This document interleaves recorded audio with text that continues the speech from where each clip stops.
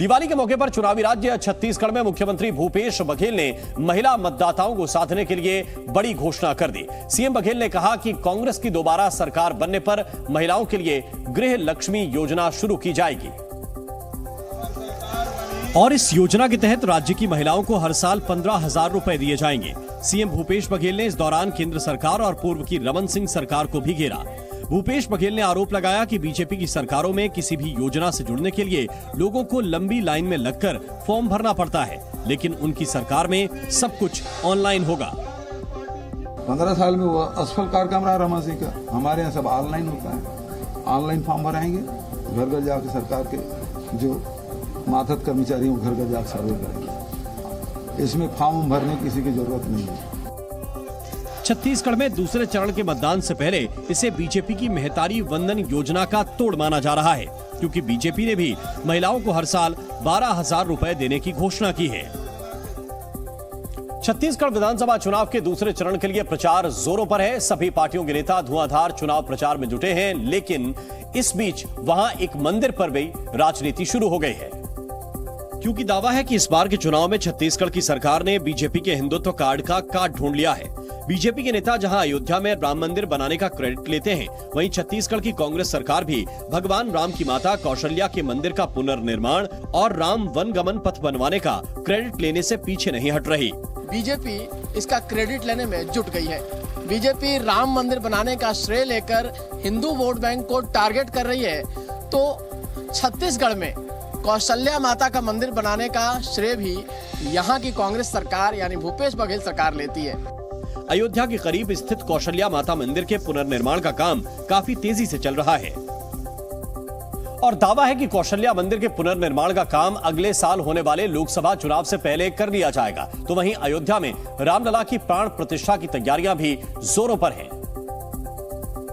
जहां 22 जनवरी 2024 को अयोध्या में बन रहे भव्य मंदिर में रामलला विराजमान होंगे। इस कार्यक्रम में प्रधानमंत्री मोदी भी शामिल होंगे।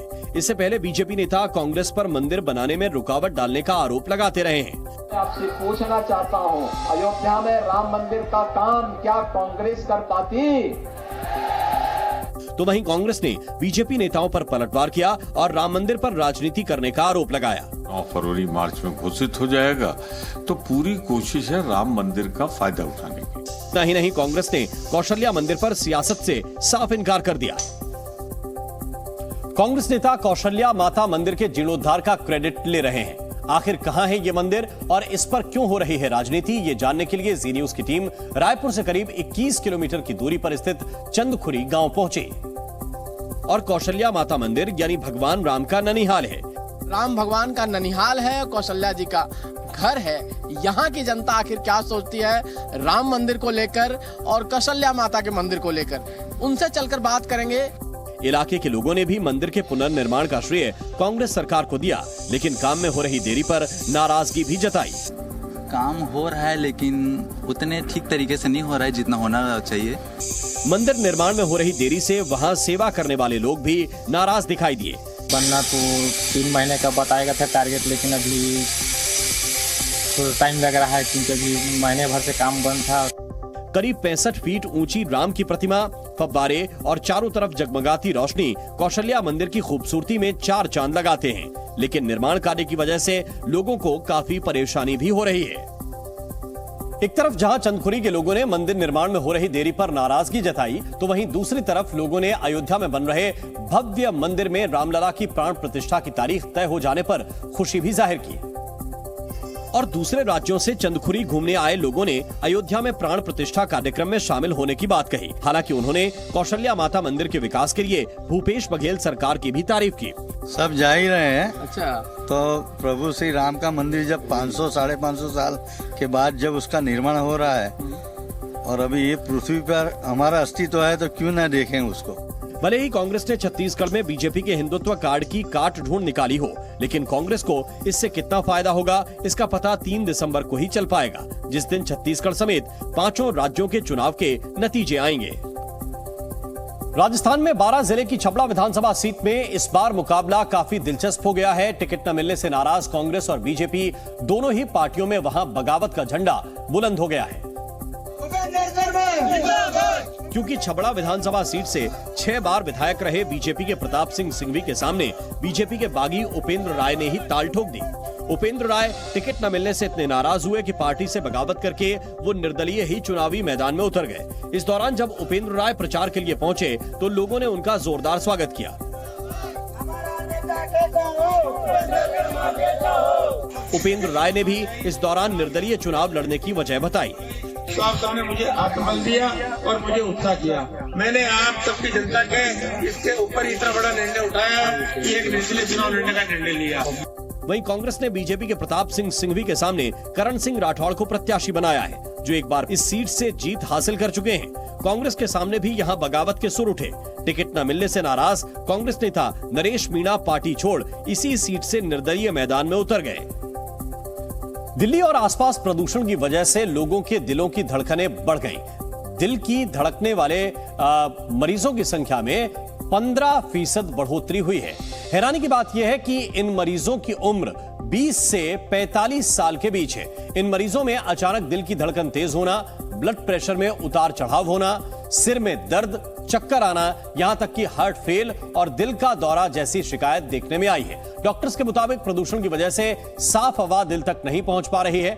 ऑक्सीजन के साथ प्रदूषक तत्व फेफड़ों को पार कर दिल तक पहुंच जाते हैं। दिल से खून में मिलकर ये विषैले तत्व पूरे शरीर में फैल जाते हैं, जिसकी वजह से दिल की धड़कन की प्रक्रिया प्रभावित हो जाती है। प्रदूषक तत्व खून में मिलकर ब्लॉकेज भी बना सकते हैं। उत्तराखंड के उत्तरकाशी में यमुनोत्री राष्ट्रीय राजमार्ग पर बड़ा हादसा हो गया। वहां निर्माणाधीन टनल के टूटने से करीब 35 मजदूर अंदर फंस गए, जिसकी जानकारी मिलते ही वहां हड़कंप मच गया। पुलिस के आला अधिकारियों समेत एनडीआरएफ और एसडीआरएफ की टीमें भी मौके पर पहुंच गईं और फिर राहत बचाव का काम शुरू किया गया। अभी ये कोशिश की जा रही है कि किस प्रकार से जो मजदूर अंदर फंसे हुए हैं उनको सकुशल टनल से बाहर निकाला जाए, उसके लिए तमाम प्रयास किए जा रहे हैं। टनल से मलबा हटाने के लिए खुदाई करने वाली कई मशीनें बुलाई गईं, जिनकी मदद से टनल से मलबा हटाने का काम शुरू किया गया। लेकिन टनल में लगातार मलबा आने से रेस्क्यू ऑपरेशन में जुटे लोगों को काफी दिक्कतों का सामना करना पड़ा। कि वहाँ पर रेस्क्यू कार्य करना टफ है, क्योंकि लगातार जो टनल का एक हिस्सा है वो टूट रहा है। बाद में मलबा हटाने के लिए ड्रिलिंग मशीनें मंगवाई गईं और उनकी मदद से मलबे को निकालने का काम शुरू किया गया। लेकिन टनल में मलबे की वजह से रेस्क्यू ऑपरेशन में हो रही देरी के बाद अधिकारियों के हाथ पैर फूल गए, जिसके बाद उन्होंने टनल में फंसे मजदूरों के पास ऑक्सीजन पहुंचाने का इंतजाम किया और इसके लिए एक ऑक्सीजन पाइप टनल के अंदर पहुंचाया गया, ताकि अंदर फंसे मजदूरों को जरूरत पड़ने पर ऑक्सीजन मिल सके। के अंदर कम से कम 2.5 किलोमीटर का एरिया टूटने के बाद खाली है और ऑक्सीजन पहुंचा दी गई है। बस अभी हम केवल इतनी दुआ कर सकते हैं कि अंदर जितने लोग हैं वो सुरक्षित हो। वहीं प्रदेश के मुख्यमंत्री पुष्कर सिंह धामी ने टनल में फंसे मजदूरों के सुरक्षित होने की कामना की और राहत बचाव का काम तेज करने के निर्देश दिए। वहीं एहतियात के तौर पर टनल के बाहर कई एम्बुलेंस तैनात कर दी गयी, ताकि रेस्क्यू किए गए मजदूरों को जरूरत पड़ने पर अस्पताल तुरंत पहुँचाया जा सके। 37 दिनों से जारी इजरायल हमास जंग एक बार फिर भीषण होती नजर आई।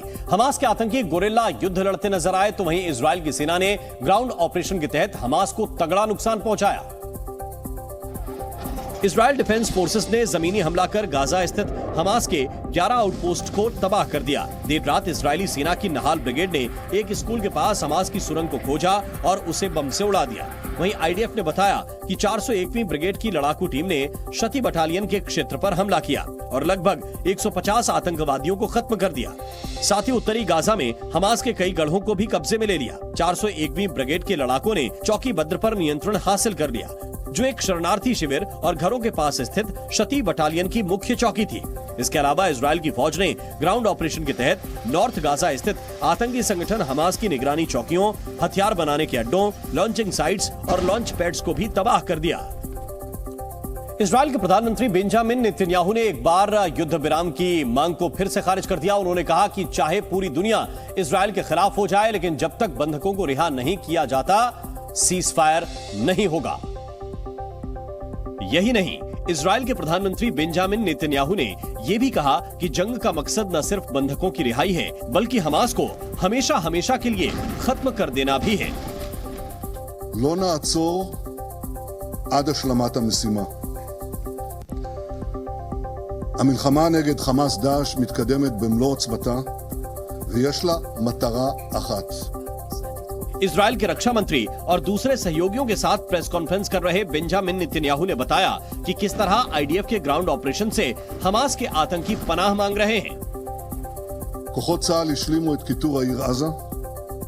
הם פועלים בלב העיר. הם בפאתי בית החולים שיפה.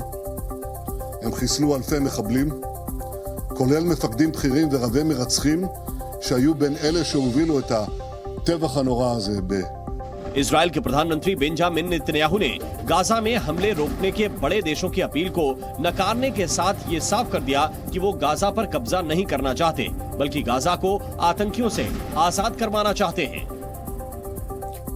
फिलिस्तीन पर हो रहे हमलों के खिलाफ लोग सड़कों पर उतरे। इजराइल के हमलों के खिलाफ अमेरिका के सैकड़ों लोगों ने राष्ट्रपति जो बाइडेन के डेलावेयर वाले घर के बाहर जोरदार प्रदर्शन किया। प्रदर्शनकारियों ने अमेरिका की तरफ से इजराइल को दिए जा रहे समर्थन का विरोध जताया और युद्ध विराम की मांग की। अर्जेंटीना की राजधानी ब्यूनस आयर्स में फिलिस्तीन के समर्थन में हजारों लोग सड़कों पर उतरे। प्रदर्शनकारियों ने इजराइल के खिलाफ नारे लगाए, साथ ही गाजा पर हो रहे हमलों को जल्द से जल्द रोकने की मांग की।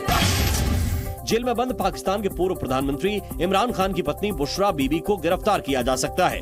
सूत्रों के मुताबिक एनएबी यानी नेशनल अकाउंटेबिलिटी ब्यूरो बुशरा के खिलाफ कुछ सबूतों की जांच कर रही है, जिनकी पुष्टि होने पर बुशरा बीबी को गिरफ्तार भी किया जा सकता है।